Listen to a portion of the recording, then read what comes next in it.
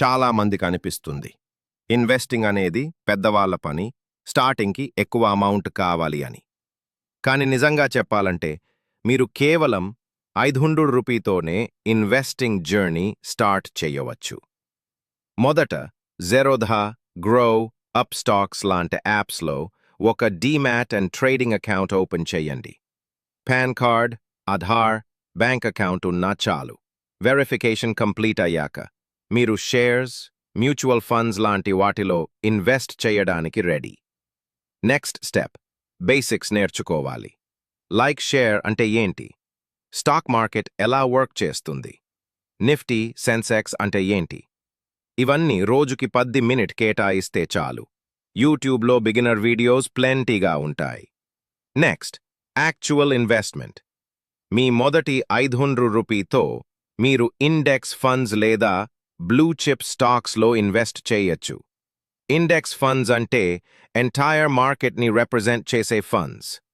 Like SBI Nifty 50 Index Fund, HDFC Index Fund.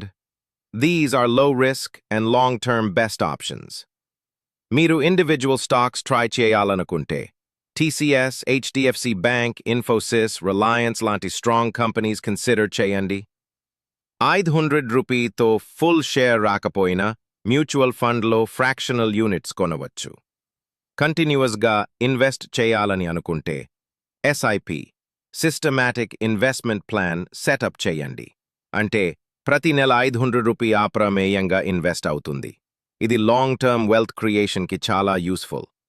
Suppose మీరు 500 monthly SIP 20 years పెట్టినట్లయితే approx 5.6 lakh rupees అవుతుంది, thanks to compounding.